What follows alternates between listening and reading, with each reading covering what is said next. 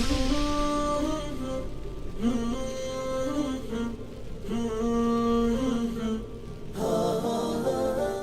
alhamdulillah, wa salatu wassalamu ala rasulillah, wa ala alihi wa sahbihi wa man wala. Amma ba'd, for we continue from the disapproval of acquiring knowledge for other than the sake of worship. يبدأ.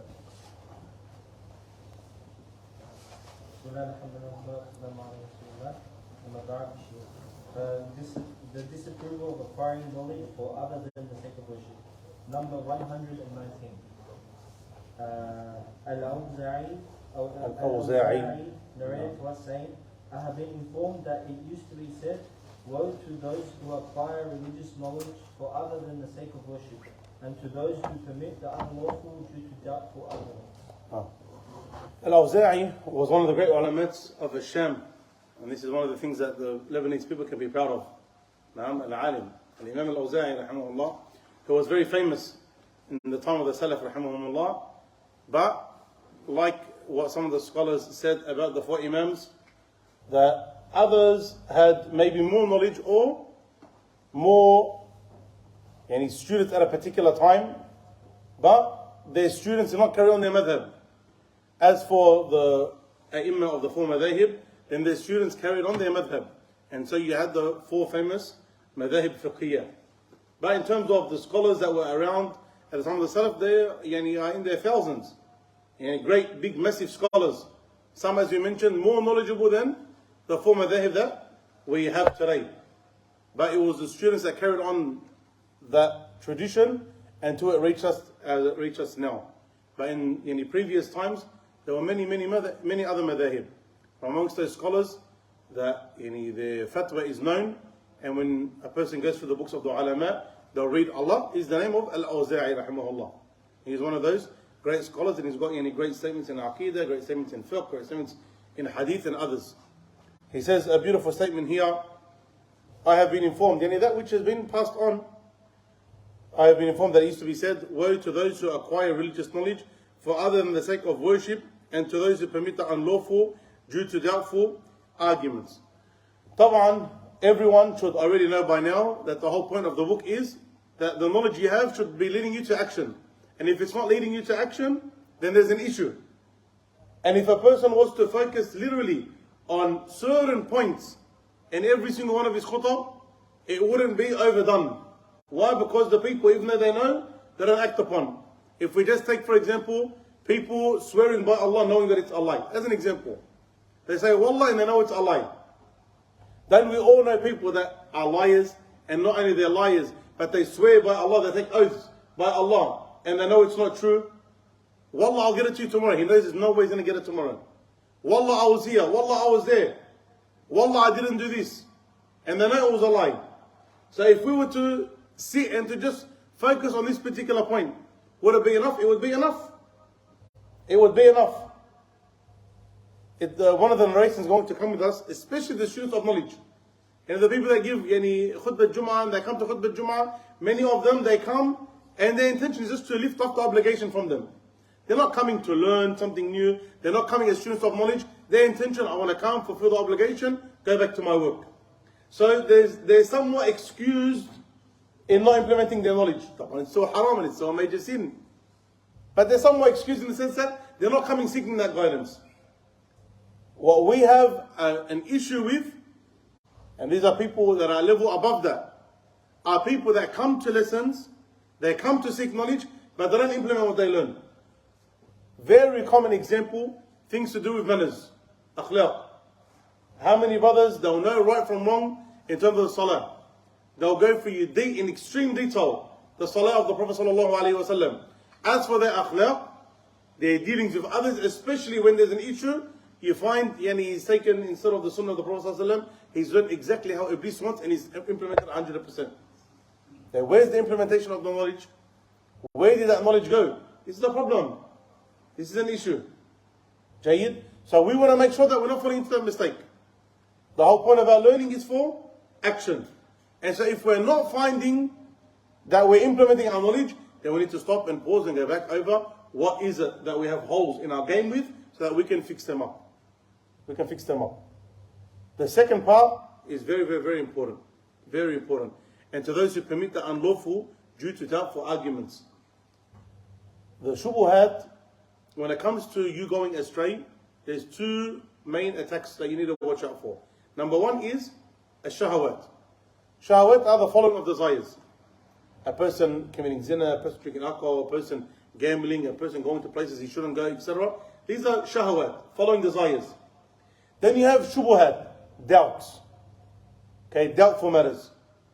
Something that can take you outside the fold of Islam, something that can make you fall into innovations, something that can make you turn halal into haram. One of the fitna of the people of knowledge is the knowledge itself. One of the fitna, or one of the fitan of the people of knowledge is knowledge itself. Why? Because you start to learn little exits, makharij, little ways out. There's this opinion. And since I'm a follower and he's a big scholar, am I allowed to simply follow him? And you say yes. Why did you follow him? Was it because you believe it's the most correct opinion? No. Was it because you follow him and he's your shaykh and you follow him in everything? No. Now why did you follow him? Because I went along with your desires. And this is from the fitna of knowledge. And where you need to be extremely careful regarding this fitna so that you don't fall into that trap. Just because a big scholar, sometimes they don't even rely on a big scholar. Just because there's an opinion out there that makes something that you like halal, and you believe it's wrong, or based on what you learn it's wrong, or the majority of scholars say it's haram, doesn't automate for you, I can take it and it's going to be fine for me. And it's on his neck on the day of judgment. This is not the attitude of the student of knowledge. And the more you learn, the more fringe opinions you come across. And this becomes extremely dangerous. The reason you learn those opinions, why don't we teach fringe opinions to beginners? What's the reason? Give me some wisdoms. Why don't we teach fringe opinions, any very weak opinions or opinions that go against the norm or opinions that are clearly wrong? Why don't we sit there just talking about them to the masses? Why don't we even say that they're wrong? Why don't we do that? People might follow that opinion and follow the desires. Good. One of the main reasons is because people would want to follow, the general rule is that people that want to follow their desires, they'll say, it's an opinion, I follow that opinion. So you don't want to open up that door for them. You don't want to open up that door for them. What's another major reason?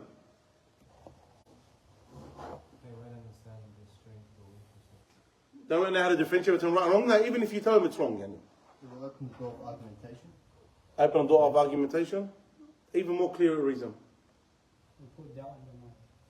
When you start teaching someone anything, what do you teach them? The tricks and the niggles and the exceptions, or you teach them how to do something properly? Teach them how to do something properly. Why? So that they have the right understanding, they have the right mindset. They have the right attitude towards those particular acts. When it comes to knowledge, you want to teach them that which is correct. For the part of the reasons are these two main ones. Number one, you want them to have the proper nurturing when it comes to knowledge. That you follow the truth, you follow that which is the correct opinion, you shun that which is weak or rejected, you don't even worry about that, you worry about what is safe. So that you're always in the pleasure of Allah. The second, so they don't start picking and choosing regarding what they want. From the funny things that some groups that have radio channels on the FM radio, the channels in the 90s. Jayid. In Ramadan, when they have people call up for fatawa, they call up the Shaykh, Assalamu alaikum Shaykh, there's this issue, what's the ruling? So the Shaykh will tell them, in the Hanafi opinion, in the Hanafi madhab, this is the opinion. And the Shafi'i madhab, this is the opinion. Like two complete opposites. And you can choose whichever one you want. What the heck? When was that from the way a mufti is meant to give his fatwa? How on earth did you come to that conclusion? The mustafti, the one who's asking the question, he comes and he asks a question. And the mustafta, the one who is giving the answer, he says, this is the answer.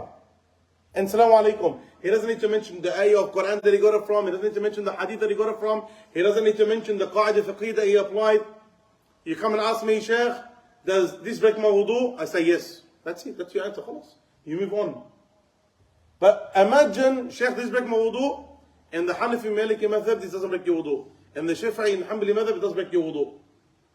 And you can choose whichever one you want. The majority of people, what are they going to resort to? That which goes along with their desires. So the Mufti, he's doing something wrong by Aslan entering in such a way. Because this causes corruption in people's religion. Tayyib, where does this become a problem for a student of knowledge? Where he starts off, but then he forgets why he started off a particular way. He starts thinking himself smart. So there's this opinion, Ibn Hazm said that there's music. Beautiful example. Ibn Hazm said that music is halal. All of the religious people, all of them, without exception, that say music is halal, the religious people, the religious organizations, all of them go back to his fatwa when it comes to music. Ibn Hazm. Ibn Hazm was a great scholar. A great scholar. Was he part of the four madhab? No. His madhab is called the Zahiri madhab. Okay, they take things on the apparent. Question to all of the people that take Ibn Hazm's fatwa when it comes to music. What else from Ibn Hazm do you take? Give me anything in your religion that you take besides music being halal from Ibn Hazm. What do you take? You don't take anything. Take the justification for Ibn Hazm's fatwa. Do you agree with it, yes or no? If you were to look at it properly, you would say, I disagree with it. As a student of knowledge, you can easily say, what he said, Jazakallah khairan, inshallah he gets rewarded a minimum of one reward, because he tried but he made a mistake. And the Hakim, إذا اجتهد وأخطأ له أجر. The one who has the ability to bring a fatwa and to do ijtihad, to look through the text and come up with a ruling, if he makes a mistake, then he still gets one reward. He was able, he done what he needed to do, he made a mistake. وإذا أصاب فله أجران. If he is correct, then he has two rewards. على كل حال, as a student of knowledge or as a religious organization, you don't take any other fatwa of Ibn Hazm, no issue. The fatwa itself, did you go over it? You're a student of knowledge, did you go over it? Or did you simply accept it? Do you agree with his justification, yes or no? If the answer is no, you didn't, then are you trying to follow that which is correct, that which is upright, that which is safest, or are you following whims and desires? Which is the reason, at the beginning of your studies, you never took that path when you were being taught in the first place. Your teacher never began with fringe opinions for a reason. So you don't follow whims and desires. Your teacher taught you that which is correct, so that you can be nurtured upon it. Why, when you got a bit of knowledge, you flipped, you turned, you went away? This is incorrect. It's not appropriate. And this, unfortunately, falls in, a lot of students of knowledge fall into this problem, fall into this trap. They start to learn, they come across some bigger books, there's difference of opinion, their heart starts to go left and right. Be very, very, very careful of following the shubha, following the misconceptions, or following vague and weak arguments. There is not one opinion except that there's a dalil for it. Don't ever think that there's an opinion and, what's a dalil, what's a dalil, what's a dalil. However, there's dalil for everything. The Shia have dalil. The Alawi have the dalil. The Druze have the Christians have dalil. Sometimes the Christians like to use the Quran as dalil. When they say, nahnu, Allah says nahnu. Nahnu is plural. Say, Allah Azza wa Jal is plural. He's not one. He's three. Try and use the Quran. Taban, in English it's very easy, in Arabic it's very easy to refute. But nevertheless they have dalil, they have evidence. The question is that evidence the most correct, yes or no? How does that hold up regarding other evidences? And is it correct or incorrect in that greater scale, in the greater scheme of things? Be very, very, very careful as a student of knowledge not to fall into this trap of implementing things or taking from things that would suit your desires. La. Your job is to follow the truth. And if you get to a point, Allahumma barik, where you're able to differentiate, make sure you're not taking the one that you simply take as desires. One of the beautiful ways you can know, am I taking it because I want it to be halal, or because I actually believe it's correct? The hadith of the Prophet ﷺ, Al-ithmu ma haka fi nafsik wa karihta an yatala alayhi an-nas. Wrong, bad, is that which doesn't sit comfortably in your chest, and you hate for people to see it. I know a few people, they're on some dodgy fatawa, but you'll never know it. Why? Because it doesn't sit right. So they will maybe, dodgily give some fatwa, but to come out and to say it to the people, no, why? Because they don't want anyone to know about it. They don't want anyone to know about the fatwa that they've given.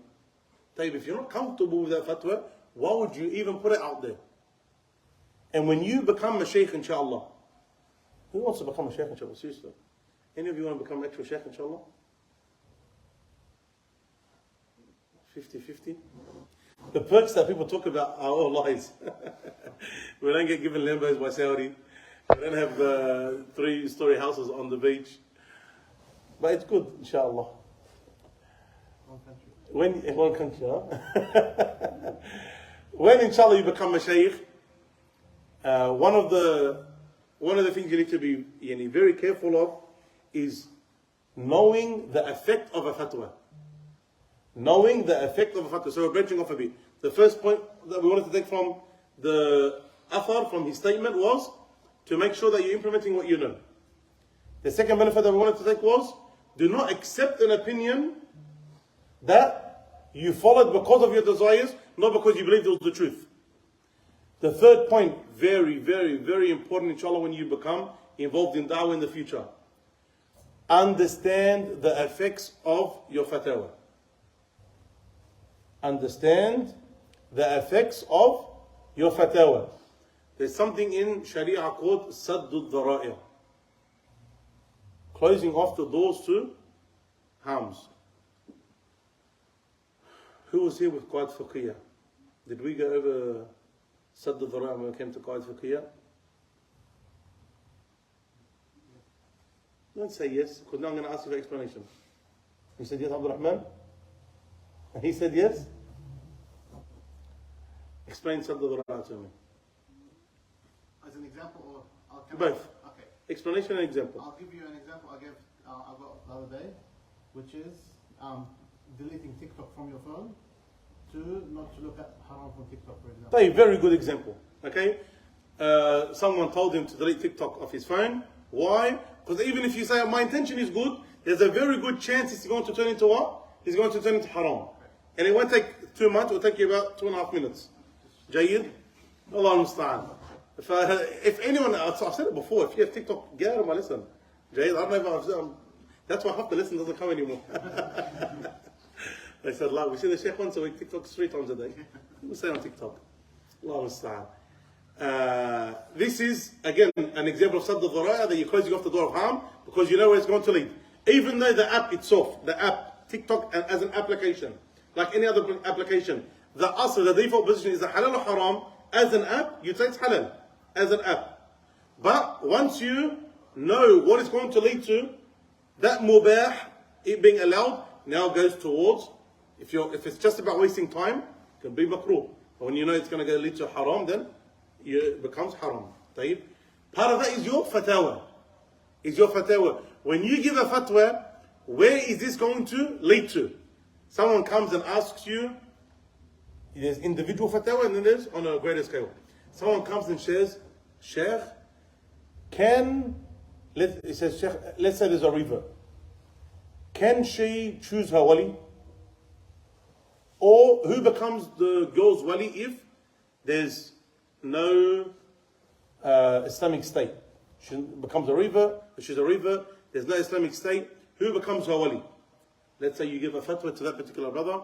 You say if there's no wali for the girl, then the judge is meant to be her wali. In Australian case, we don't have any official judges. So you can say, for example, a sheikh or someone in the community. When you say something like that, can someone easily, when he says someone in the community, can he easily say, you know what, I'm just the person to be that person in the community? And his dodgy mate from down the road that he hangs out with every day until 3 o'clock in the morning, he's a very good, very trustworthy brother, very respected, Allah Mabek, no one's like him. Okay? He's going to be the wali of the girl. Happens, doesn't happen? Happens all the time. So you need to be very careful with the fatwa that you give a person. You need to understand this person, to the best of my ability, how is he going to use his fatwa later on. Then you have your fatwa and what it's going to turn into in the future. One of the mashayikh, he approved a certain car finance loan. I don't know the details of the loan, halal or haram as a loan itself, but he proved a certain finance loan. Within a very short time, the whole of Sydney was getting cars from everywhere based on whose fatwa? Of that particular sheikh. I'm not going to say the sheikh it is, so I can say a conversation I had with him. I called him up and I said, because the way that the people were doing it, I said to him, this is 100% haram. Like there's no question about it. 100% haram. So I called, I said, I got to call up the sheikh. Called up the sheikh, Salaam Sheikh, wa Sheikh, did you approve this particular fatwa in this particular way? He goes, no.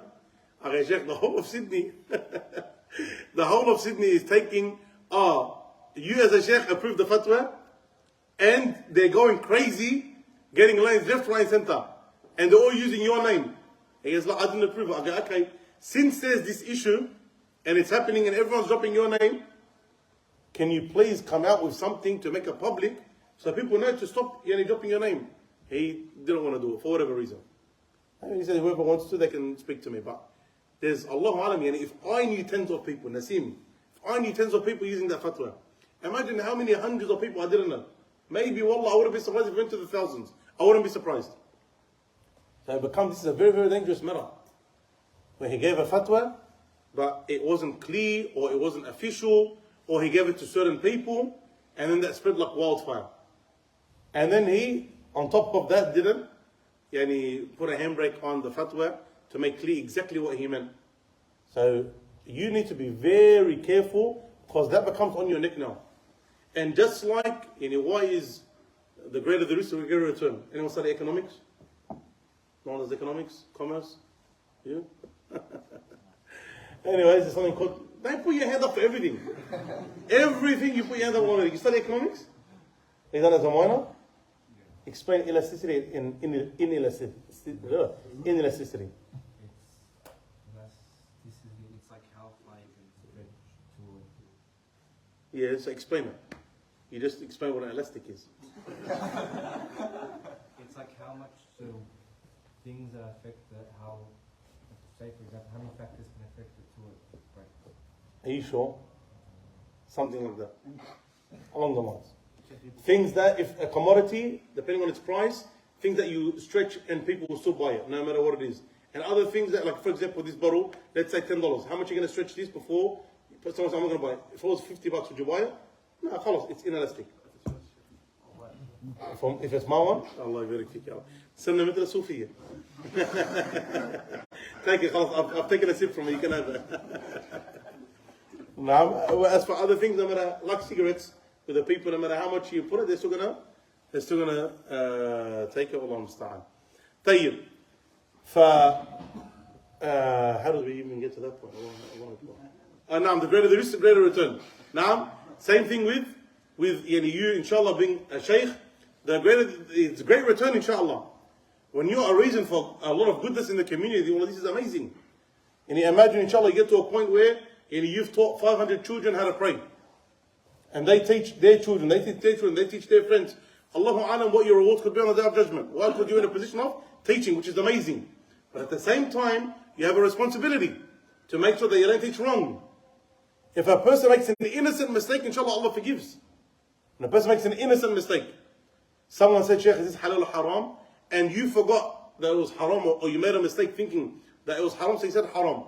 Okay, or the opposite. You said it was halal when it was actually haram. You made an innocent mistake. And you didn't know about it. As opposed to you purposely, because of your desires, giving the wrong fatwa out. It doesn't seem comfortable. You're not comfortable with it at all. You don't even believe it's the most correct opinion. But you give it out to the people for whatever reason. Sometimes there's social pressure. Sometimes there's political pressure. Sometimes there's financial pressure. Sometimes there's societal pressure. Sometimes there's family pressure. There's a lot of pressures. So if you give that fatwa, now you're playing with the deen of Allah subhanahu wa ta'ala. Now you're held accountable. Or if you make a mistake and that mistake becomes made clear to you, for you not to rectify that mistake. There's a difference. Someone asked me for a fatwa and I need to see them again and I made a mistake. And between when I know people are misusing a fatwa that I gave, people are misusing a fatwa I gave, for me to go out and correct that mistake. Because I have the ability then. I have the ability. And people that don't like it because now there's, sometimes the person looks silly. But what people forget is people respecting you, people loving you, people hating you, people despising you. All of that is in the hands of who? In the hands of Allah subhanahu wa ta'ala. When you love someone, you respect them. This is in the hands of Allah subhanahu wa ta'ala. You could try your absolute best to get the respect of people. But if Allah does not place that in the hearts of people, will anyone respect you? No one will respect you. No one will look at you twice. No one will care about you. So when a person in his mind, shaitan makes him think, if you correct, people will look at you wrong, they're going to go, oh, you made a mistake, or Sheikh, how embarrassing, how are you even a Sheikh? People would respect you more. People would respect you more. Just like if you don't know the answer, you say, Allahu Alam. Sometimes you ask a Sheikh a question, and you know he doesn't know the answer. And he's just like going left and right and up and down. Sheikh, just say Allahu Alam. Just say, I don't know. Where does that pride issue come in? He doesn't want to say, I don't know why. Because he doesn't want people to lose respect for him. Are they going to think I'm ignorant or haven't studied enough? But really, if the Sheikh doesn't know the answer and he says, I don't know, what ends up happening? He becomes elevated in your eyes. Now, and this is, again, goes back to what Sheikh Ahmed was just mentioning about sabr in yaqeen. You need to have yaqeen that it's not you that put the respect in the hearts of people. This is from Allah subhanahu wa ta'ala. So when you disobey Allah, this can very easily be removed. Wallahu musta'an. Continue. Number 120. I heard Wahb bin Munabbih say, Allah the Most High said in his censure of the rabbis, scholars from amongst the children of Israel, that is the Jews. Who's Israel? Yaqub alayhi salam. Will you learn for other than the sake of the religion and acquire knowledge for other than the sake of acting on it? Will you purchase the worldly life using deeds meant for the hereafter? You wear the skins of sheep, yet conceal within yourselves the souls of wolves. You quickly clean the filth that falls into your drinks, yet you readily swallow the equivalent of mountains from the unlawful. You make the religion burdensome upon the people like the weight of mountains, and you don't assist them by even lifting up your pinky fingers. You prolong the prayer and whiten the garments. You illegally seize the wealth of the orphan and the widow. By my might, I swear that I will indeed strike you with a calamity in which the opinion of every opinionative person and the wisdom of every wise person amongst you will be led astray. No. What did we say about the narrations of the children of the narrations of the people before us in general, especially in the Bani Israel? We said they fall into three categories. What are those categories? What are the three categories regarding the narrations of the people before us? The narrations that agree with the Sharia. The narrations that come in agreement with the Sharia. What's the ruling for them? You take them. No issue. Jayyid. The narrations that come but they're not in agreement with the Sharia.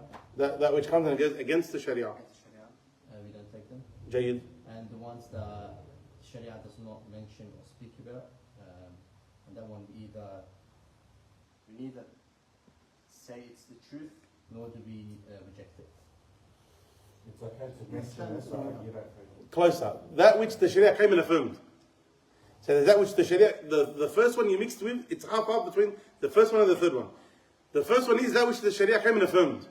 So there's something in their laws and the Sharia came and affirmed it in our laws. That one, like Tawheed. Original Tawheed in their laws, and then the Tawheed obviously came and is affirmed in our laws, so we have to affirm it. We have to believe in it, or if it's haram, we have to reject it, etc.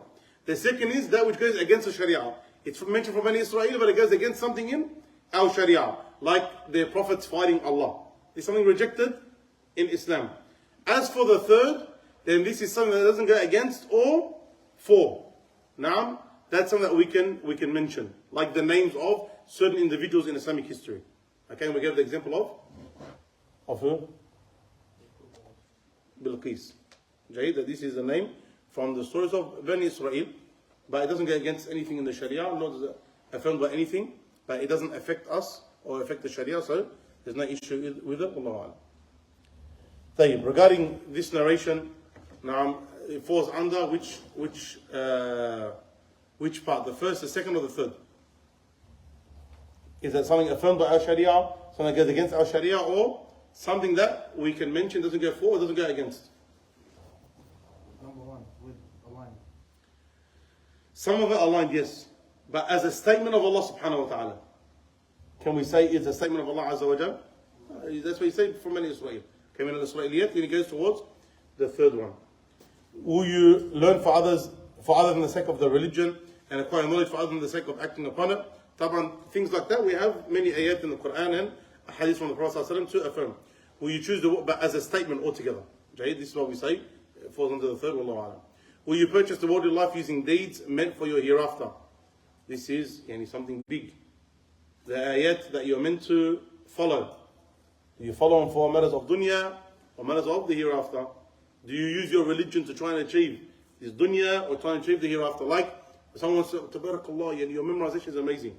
You're not worried about people's praise. But if that's why you want to memorize the Quran, or your voice is amazing, someone can become a singer, so he becomes a reciter of Quran or a nasheed artist.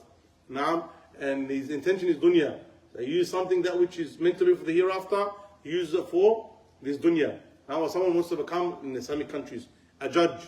Okay, so he uses Sharia to get that high status. Or certain countries, the mashaykh have certain benefits. So he uses that to achieve something worldly. All of these are issues. Are you in Kuwait Sharia yet? Okay. In like some countries, if you have like a degree from the Sharia faculty, you go straight away to high positions in the army. Okay, so a lot of people, they don't care about the religious aspect. They just go there, study 4 years, okay, the Sharia, not with the intention of implementing or learning or teaching, with the intention of getting those higher levels in the army. You'll see it a lot when you get to Kuwait Sharia. Now, Allah start. Is in certain countries. So they do actions that are meant to be for the hereafter in order to achieve matters of this dunya. You wear the skins of sheep, yet can sow within yourselves the souls of wolves. Again, this is a person knowing. We don't want a person to get waswas. We don't want a person to get waswas. It's very... Waswas is one of the sicknesses also of students of knowledge. For a person to get waswas, it's also from the sicknesses of the students of knowledge. Sometimes they misunderstand something. So they're like, man, am I going to Jahannam now? Am I not a believer? Am I a hypocrite? And these sorts of things can play on it. That's why you need to have mentors. Go back to people of knowledge so that you can ask your questions too. So that you don't fall into that mistake or that trap. Sometimes, okay, I'm a student of knowledge, I fell into, this sin. How can I, as a student of knowledge, fall into that sin? Someone asked me, they fell into a sin. And they intended to repent later. They went to the extent of thinking, am I a disbeliever or is it kufr for what I've done? To that extent. Why? I committed the sin, I knew it was haram, and I had intended I'm going to repent after. So am I playing games with Allah? Which means I don't truly believe in Allah Azza wa Jal. You see how far the waswas took them? This is very, very, very dangerous. Very dangerous. Okay, that's why the student of knowledge needs to have mentors, people they can go back to, have conversations with, to ensure that he's understood the religion properly. Now, from amongst the things that some of the students they have issues with is matter of waswas, especially regarding the sincerity. This, as the statement here, they wear sheep's clothing while internally their souls are souls of wolves. They know the wrong that they're doing. They know they lack the fear of Allah. They know they lack sincerity. They know they lack these issues. They know they want the dunya. They know their actions are wrong, but they still go ahead with it anyway. If a person ever, take it as a golden rule, if a person ever questions his sincerity, know that he's sincere. Know that you're sincere. Now, don't let these types of waswas play on your mind. One of the biggest reasons for waswas also is moving away from the Quran. If you find that you don't have those issues, but out of nowhere you're getting waswas and anxiety and like a tight chest, know that you've moved away from the Quran. You quickly clean the filth that falls into your drinks, yet you readily swallow the equivalent of mountains from the unlawful. Who knows an example similar in Islamic history where a statement was said not with these words, but something similar, in terms of you've done something big and then you're worried about something small. Very relevant to what's happened in an event that happened in history that we witnessed the past week. And vague enough? Ashura, it's got to do with Ashura, Jayyid.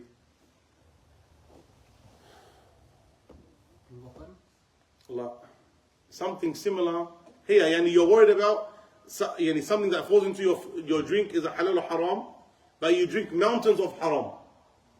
You drink mountains of haram. Yani you're worried about something small, but the things that are big and massive, you belittle. Something similar in Islamic history, an instance where something similar was said about an act that was big and the people worried about something small. Sheikh, when the Baghdad was being attacked and they were worried about that, whether Had nothing to do with Baghdad being attacked, but go on. okay, like a Muslim city was being attacked, and they were worried about whether an angel can pass through the tip of the needle or not. Like, I don't know that example. I believe it was when they came to Ibn Umar, the people who had killed, or the people that were attributed to the ones that had killed Al-Husayn, and they came to ask, is the blood of a mosquito najas? Is the blood of a mosquito najas? And he said to them, and you killed the grandson of Rasulullah, and you're worried about the mosquito, the blood of a mosquito, if it's haram or not? And you're worried about the big massive things. You're worried about this small thing right now? Okay, this is very important, especially again as students of knowledge. Sometimes the intention might not be necessarily wrong. The person wants to learn. But as a student of knowledge, make sure you're putting things in its proper perspective. Yes, sometimes a person wants to know the great details. Like, Shaykh, when I'm in sujood, are all of my fingers pointing towards the Qibla? Or are they spread out a bit? Or if my four fingers are out and my thumbs are in, like, what's the best way? The utmost is going to be is what? That it's sunnah, which we should never belittle as sunnah. But this is the message going to be. That same person hasn't spoken to his mom in like 6 months. His mom makes dua against him every single day, for example. Okay? Or that same person is involved in riba. Or that same person has a smoke, like a, they can't remember Winnie Blues. What's it called again? The laugh? What do they call it? They got rollies, huh? That same person has got a bunch of rollies in his pocket. Tayyib, it's good that you want to know about these matters. Excellent. But don't forget matters that are bigger and worse. The worst, if you had your fingers out instead of closed towards the Qibla, it's you left the Sunnah. Your prayer is not affected in terms of it being right or wrong. You haven't done anything haram. But you got something much worse. Sometimes a major sin or something like a clear minor sin that you're doing. Why? This is what you need to make sure. We're not saying don't focus on it. We're saying make sure you fix this part. Make sure you don't belittle that. Don't leave that and focus on these little things. Do all of them. Do all of it. And if you have to pick and choose one, then focus on obviously the bigger matters. And you don't assist them even by lifting up with your pinky fingers. You prolong the prayer and widen your garments. You illegally seize the wealth of the orphan and the widow. Mashallah, you care so much about your outer appearance and how people perceive you, but behind the scenes you commit these major acts of sin. By my might, I swear that I will indeed strike with you a calamity in which the opinion of every opinionative person and the wisdom of every wise person amongst you will be led astray. And to the extent where the way you attained, or that which you wanted to attain the high status with, which was your knowledge, and how you carried yourself, that will be a reason for you to, ayathan billah, be led astray. And this is a very scary threat for the students of knowledge. That you want to attain high status in society because of your knowledge, but it wasn't for the sake of Allah Azza wa Jal, then you'll be led astray with your knowledge. You'll be led astray with your knowledge. And wallah, that is a very, very, very scary threat for any student of knowledge. That which you're trying to achieve the dunya with, Allah used it as a means to lead you astray because you were deserving of being led astray. Because you weren't sincere and the like. And that's what I want to save us from that, because this is going to become much more common. This is what we're mentioning here. Expect this to become much more common, especially in the West. We have a big, massive issue in the West where students of knowledge think that they're much bigger than they actually are. They study for 4 years overseas, they come back, they call themselves scholars. Like, not people call them scholars and they agree with that, they call themselves scholars. What do you mean scholar? What do you mean scholar? Where did you get scholar from? Oh, this is my ijtihad. Someone give me a baseball bat, please. What do you mean your ijtihad? Where did you get your ijtihad from? Oh, we don't need to go back to the scholars. Where did you get these ideas from? The purpose, and if we were able to open up their hearts and have a guess of what we think would be in there, the person wants to put himself on that high level. These people, they will be led astray with their own knowledge. They will, ayadhan billah, in 10, 15 years, you start seeing them changing big opinions that they had. One thing was haram and kufr, now it's allowed. Something was completely haram from the major sins, now there's difference of opinion. One thing was fard, you have to do it, now it's, I was a little bit charged back in the day. And then give it 10, 15 years after that, ayadhan billah, and you're going to see them doubting major matters in the essence of their religion, the foundational matters. Because this is the fitna that Allah Azza wa Jalla places for these people and they don't pay attention to. Be very, very, very, very, very careful of this matter. And do not let your iman stray or go down, be affected when you see these types of people coming out in 10, 15 years saying, oh, I don't know if I'm a Muslim or not, or I have major doubts about certain matters in their religion. Don't let your hearts be straight from it. Allah understand? Because there's patterns. There's patterns in life. Follow this path, this is where you end up. Follow this path, this is where you end up. Follow this path, that's where you're going to end up. So don't be surprised when it happens. May Allah Azza wa Jal keep us upright and sincere. Continue. Number 121. Ash-Sha'bi rahimahullah said, verily we are not fuqaha, men of understanding. We merely listen to the hadith and then narrate it to others. Rather, the fuqaha are those who, when they know something, act upon it. This is from the humility of the ulama. It's from the humility of the ulama. He's not saying that the people are evil and bad and corrupt. This is from the humility of the ulama and the way that the ulama speak. Ash-Sha'bi is one of the great leaders of hadith in Islamic history and one of the great scholars from the Salaf. One of the great scholars of the Salaf. These types of narration need to be understood in the context of their humility. Continue. Number 122. Al-Walid bin Mazid, Abbas bin Walid Al-Walid bin Mazid narrated to us saying, my father narrated to us saying, I heard Al-Awza'i rahimahullah say, when Allah desires evil for a people, He opens the door of argumentation for them and prevents them from doing good deeds. Do not be this person, please. Please do not be this person. If you are spending 3, 4, 5 hours, 6 hours a night just going on Facebook and YouTube and Instagram and your goal, TikTok, whatever it is, your goal is who can I start a punch on with so I can punch on? Whether it's Ahl al-Bid'ah or it's this person, you think you're doing good. Okay, do you not feel that maybe you were taken away from praying Qiyam al-Layl, mathalan? Do you not feel that you could have went and studied a book, listened to a lesson where you're actually going to benefit? What did you get out of it? What did the Ummah get out of what you done? Back in the comment section, back and forth, back and forth, back and forth. How are some of these mashayikh call themselves mashayikh and they're sitting there commenting with like stupid memes and stuff? Wallahi, it like blows my mind. Blows my mind. Because these are the ABCs of the Sunnah knowledge. That you're wasting your time. Make the truth clear. Now, if something needs clarification, post and ghost. Put your response, Assalamu alaikum. For you to think that you're going to convince the other person of who's right and wrong. If they wanted the truth, believe me, they would have found it. And if they want the truth, all you got to do is say, there's this lesson on this night, feel free to come, or there's this book, feel free to read it. Man, you've done your job, Assalamu alaikum. But back and forth, back and forth, back and forth, back and forth, back and forth, hours on end. What did you get at the end of it? Not much, Allah musta'an. Now, so be very, very, very careful. The problem with this is, it used to be you have to argue in person. That's what they used to say before. If you wanted to argue with someone, you have to be in person. And that takes time and effort. Now, argumentation is from the comfort of your own bed. You're laying in bed, you should be sleeping. You thought, you know what, let me check Facebook. You checked Facebook, boom, mad, comment section. And now you're in there, tabarakallah, and all guns blazing. And instead of going to sleep and waking up for Fajr, now you sat up all night and you missed Fajr. Now, what a great embarrassment. Allah, make sure that you are a person who you only argue when it's beneficial. You only debate when it's beneficial. You discuss when it's beneficial. Otherwise, summarize the truth, make it clear, move on with your life. Jayyid? How would the ulama say, the ones that are involved in this, that Allah Azza wa Jalla wants bad for them? That Allah Azza wa Jalla wants bad for them. And that this, Allah Azza wa Jalla is closing the door of ibadah from them. And that this is leading them to waste their time. Wallahu musta'an. Continue. Number 123.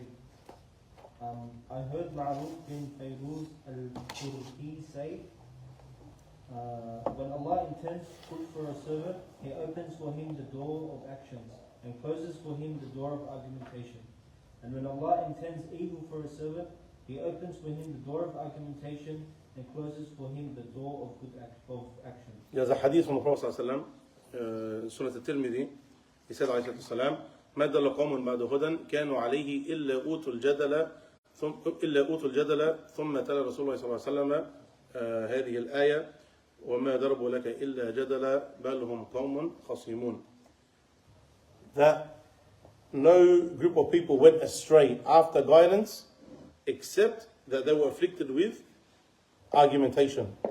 And then the Prophet ﷺ recited the verse, and they only gave you that parable to be argumentative.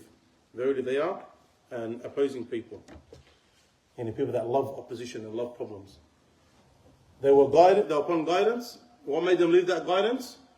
Their love of argumentation. Instead of using that knowledge that they had in order to use it to worship Allah and to want goodness for others, and so we only do things in the best possible way, they wanted problems. They loved arguing. It became a matter of pride. My opinion versus your opinion. I'm going to stick staunch, you're going to stick staunch, and we're going to get back and forward. Is there going to be any possible outcome? Any good outcome? No. So what did we leave? We left acts of worship for this other matter which bring about no benefit. Allah understand. Continue. Number 124. Stop saying Ya Abdul Rahman. People on Facebook are going to be like, man, this Sheikh is so angry. I feel so sorry for this Abdul Rahman. We need to find, they're going to make a new documentary, like a Netflix documentary, like Let's Save Abdul Rahman or something like that. Press charges against Nassim for Abdul Rahman. Abu Nu'aym al-Fadl bin Dukayn narrated was saying, I entered into the presence of Zufar. Go on. Zuhayr when he was at the point of death. So he raised his head up to me and said to me, O Abu Nu'aym, I wish that what we were upon from seeking Hadeeth was instead tasbih, glorification of Allah. This is also from the humility of the ulama. Not that what they were upon was wrong, because the study of Hadeeth and the narration of Hadeeth and the teaching of people, then this is all from the acts of worship that a person gets rewarded for. And this is rather than individual worship. But this is from the humility of the scholars, mentioning things like this in order for them to show the importance of acts of worship and the safety. Not like Abu Bakr radiallahu anhu, even though he was the best of the best, Umar radiallahu anhu, the best of the best, except that they would still worship Allah and be fearful of Allah Azza wa Jalla on the Day of Judgment, even though they were guaranteed paradise. But they still had that fear. They would not feel safe until they're in paradise itself. They had Uthman radiallahu anhu, he was guaranteed paradise, but still he would cry at the grave. When I'm safe in the grave, then I'll be safe. If it's bad in the grave, then what's after is worse. He knows there's guaranteed paradise. But this is from the humility of the ulama, the humility of the truly righteous. It's not a matter of, Allah, we learn a hadith and we taught and we had 1 million followers, Allahumma barik. No. But rather it's a matter of ensuring that we implement our knowledge. That narration and some that will come in the next chapter, which I thought we were going to do today, but we don't want anyone to misunderstand. Again, this is where understanding the hadith and the narrations are important. And that's why you need a mentor. We don't want anyone to understand from them what some of the Sufiya understood. That knowledge is bad, and knowledge hardens the heart, and what you should be doing is focusing on ibadah only. This is very incorrect, and this is a satanic thought. These types of statements are from the humility of the scholars. The humility of the scholars and their fear of Allah subhanahu wa ta'ala. That, like when Abu Bakr says, or some of the narrations, I believe it was Abu Bakr, but just so I'm not mistaken, like some of the Sahaba around him, when they would say things like, I wish I was a bird. You live and you eat and you die and khalas, finish. Nothing. Taban, does he actually believe when he's going to get to Jannah that he's going to regret that he was a human? He's not going to regret it. But it's just, what would have been safer out of the fear of Allah? What would have been safer for him to be a human or to be a bird? What would have been safer is to be a bird. There's no accountability. There's no hellfire for a bird. He would have been khalas in the clear. Taban, him doing good, that drove him to do good. So it's from the great people of paradise. Same thing when you're a scholar and you're getting all this knowledge. Of course, it's very, very, very dangerous. Because there is the aspect of you not implementing your knowledge or making major mistakes, and your nafs gets in the way of rectifying, and ayyadan billah, you end up in the hellfire because of it. So there is that fear, there is that danger. But use that fear, use that emotion, use that feeling to try and keep yourself on the right path with the help of Allah subhanahu wa ta'ala, and implementing that good with the right intention, and inshallah your reward will be absolutely amazing. Will be absolutely amazing. But a person needs to make sure that they understand it correctly and not they go and start their own Sufi tariqah. هذا والله أعلم. صلى الله عليه وسلم وعلى آله وصحبه أجمعين.